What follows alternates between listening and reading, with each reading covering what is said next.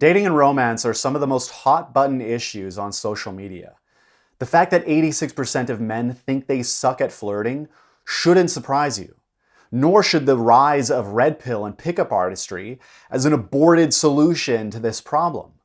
And so this has led me to this series on an attempted post-patriarchal deconstruction and reconstruction of pickup artistry. While each essay is written to stand on its own, together they constitute a full picture that is important to see in its entirety. So if you end up liking this essay, which is the second, then consider starting at the beginning with the problem of creepy men. So we have a majority of men, a vast majority of men, who suck at flirting, but as we discussed in the last essay, an almost complete lack of any real education, and honestly, empathy for the situation men face. If you followed my previous sub-series, you can see how much this ties in with stereotypes of men being agentic, of being assertive, confident, rational, and competent.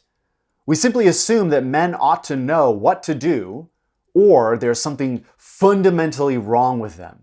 Throughout my own 20s, I tried desperately to get my parents to understand how bad I was socially, and how much help I could have gotten from a pickup artist coach. Now, I'm incredibly grateful for my parents. Okay, I want to be very, very clear on that. And honestly, I'm kind of glad I never went as deeply into pickup as I could have. However, for as helpful as my parents have been in my life, that's actually kind of my point. For all the amazing things my parents have done for me, it puts it into stark perspective just how brutally unhelpful they've been when it came to my social and dating skills. So that said, literally months before the pandemic closed down the entire world, they had finally agreed to help me. They were willing to help me out financially, so I had more time to go out and actually socialize, to get those reps in, basically. And I am incredibly grateful for them. I don't want to minimize that at all.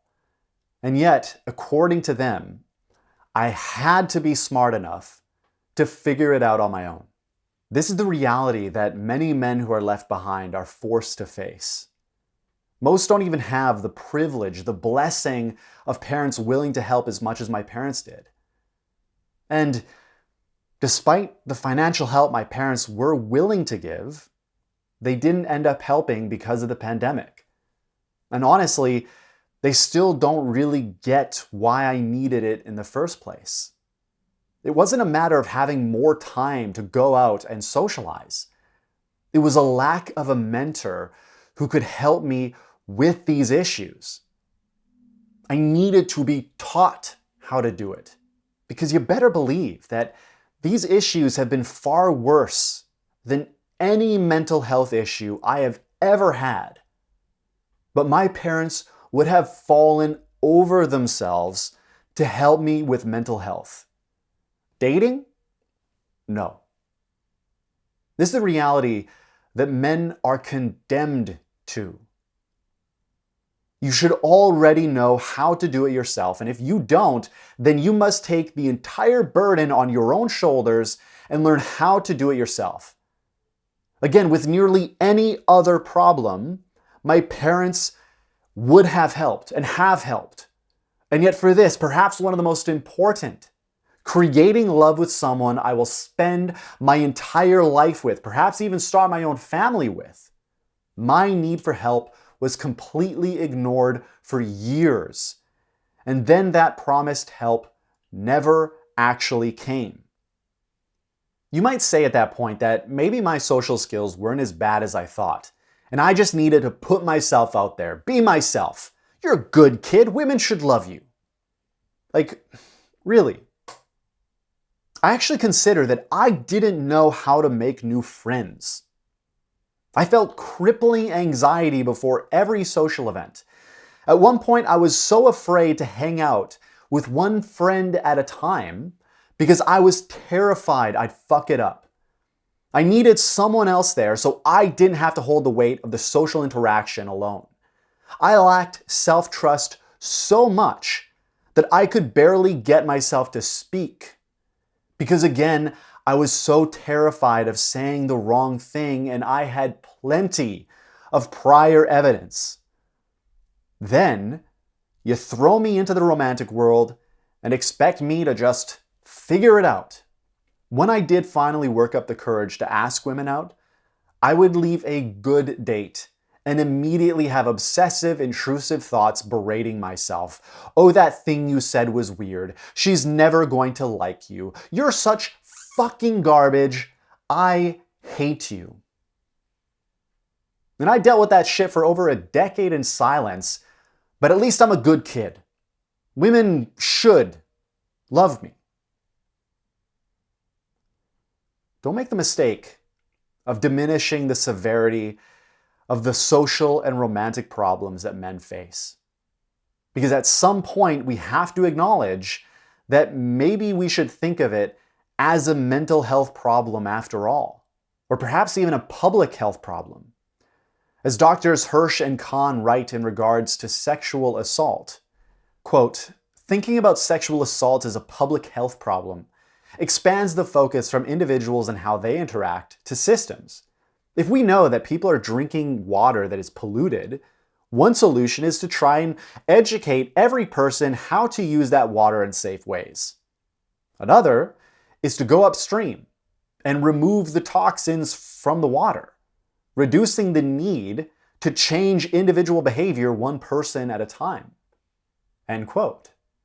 So many of the issues that women face in their lives in regards to men are often because men feel incompetent in their romantic lives and are forced to resort to guidance from other men. Those same men who are causing the problems women face. I mean, is it a surprise when the chronically romantically powerless, who are fed stereotypes that they should be the competent agentic man who always knows exactly how to respond, then go on to seek power over others? Is it any wonder when even those who try to be good also continue to cause the problems that women face? I'll use a personal example to give you a sense of what I mean, but before I continue, if you like this video, please be sure to hit the like button and subscribe to the channel. I also have a Patreon where you can support the channel. You'll get monthly Q&As, early access to videos, and eventually I'll add other things like a book club. But I really do want to keep this content as free as possible. So if you think this message is important, then please consider a subscription. Thank you very much for that. So getting back into the essay, a really good friend of mine told me that she was afraid of guys asking her out because she didn't want to lose them as a friend. She felt like guys would get to know her as friends, then ask her out, she would say no, and then they just would never talk to her again. She felt like men either viewed her as a possible fuck or they didn't care about her at all. And as a man who has done this several times, it made me realize how unkind it was. And so I made a point of doing more to be friendly with a woman, even after she had rejected me.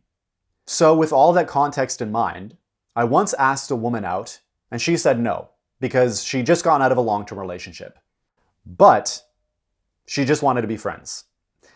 A little time had passed, and I texted her one day to ask about how projects she'd been working on was going. We talked a little bit about it, but I could tell by the way she was responding that there's something off. At that point, I made a joke about her rejecting me. It was perhaps a bad attempt to ease the tension. She immediately lost it and said that she didn't need another guy trying to fuck her. I explained myself by saying I was just joking, that I respected her decision not to date me, and that I'd simply thought we were still on friendly terms. I thought texting her about her life, just getting in touch, was okay. Either way, I'd leave her alone. So knowing my side of things, you may think that she was being unfair. Sure, we all know that "let's just be friends" usually isn't an honest statement. And yet, my friend told me personally that she didn't like when guys assumed that. Different women have different perspectives, obviously, so I want you to take a moment to try to understand things from this woman's perspective. She said explicitly, "I don't need another guy trying to fuck me." However good my intentions may have been, and however much they were motivated by advice I had received from another woman, she will still interpret everything that happens based on her own past experience. She couldn't possibly have known what my intentions really were. Understand that in today's world of social media, women are constantly bombarded with men trying to fuck them, sending them unsolicited dick pictures, constantly sending them messages after rejection, constantly sending them messages even though they ignore them, freaking out at them when they're rejected, being friendly with them to try to fuck them, only to completely ghost them as soon as they're rejected, etc., etc. That list goes on. Women have a lot of negative experiences with men because of the online world, let alone all that happens outside of it. Does that mean that all men are evil assholes? Of course not. But when you're constantly exposed to those men who are the assholes, isn't any wonder when you misinterpret the good men as doing something bad. And ask yourself, honestly, how many of your platonic female friends would you sleep with if they said they were interested? Imagine what it must be like for these women to never really know if a guy they like as a friend really likes them for who they are, or because they have a nice collection of body parts he'd like to put his dick inside of. The sad truth is that for as many good men as there are who simply make honest mistakes, there are also many men who treat women like shit. That woman I talked to may go forward with just another example of a man who violated her boundaries. Even though my intention was the exact opposite, her interpretation will continue to influence her future interpretations of the things men do. When she comes across other men who are honestly trying to be good men, she will be more likely to misinterpret them as being manipulative, which again will make the next misinterpretation even more likely. And so a consequence of this is something that I've noticed where male romantic interest is increasingly pathologized in a wider array of contexts. It's not okay if men approach in nightclubs. Women just want to dance with their friends. They don't want to deal with the creepy guy. It's not okay if men approach on the subway or in the mall. Women are trying to live their lives and don't want to deal with a creepy man. We're told to approach women in hobby groups, but I've literally had a woman complain to me personally about men doing that. It seems like there is no longer a place men can go to just look for a romantic partner. Alex of DatePsych has talked about how 50% of men report their fear of social consequences as a reason for why they don't approach women. Can you see now how much weight is placed on a man's shoulders to not only deal with the anxiety of making the first move, like that's a scary thing to do, you should be aware of that, but also of correctly interpreting a woman's behavior as interested or not in the first place, and of dealing with the aftermath if a woman interprets their honest mistakes in a bad way. That's a lot to put on a man's shoulders when you don't educate him at all how to do any of that. So my point in saying this is not to paint women or men in a bad light, but to show how difficult dating can be and how easy it can be to misinterpret awkwardness and mistakes in unfair ways. Women have bad experiences with bad men, but this can make them treat good men unfairly, which can turn them into bad men who treat women unfairly. And of course, there are plenty of shitty women out there too. So, for as unkind as my friend thought it was that guys disappeared after rejection, maybe they did so because they had been treated like I was after they had tried to remain friends with other women. The point is, throughout all of this, that patriarchy creates experiences and people of all genders who go on to reinforce patriarchy itself, however unknowingly and unintentionally. However, when some pickup artist comes along and says, "Hey, I can help you fuck the hottest girls so no one will ever reject you again," am I going to listen to him or to the feminist who says patriarchy is the problem and I need to free myself from the original sin of toxic masculinity? This is the choice that many young men are given. Who the fuck do you think they're going to listen to? And so again, we come to the point of this sub-series of essays on reconstructing pickup artistry. I hope that triggers red flags for you, because that means you understand the depth of the problem inherent to reconstructing an enterprise that is so deeply misogynistic. In my essay against pickup artistry, I went very deeply into the idea of last-minute resistance. I'm grateful that I quickly came across coaches talking against that idea.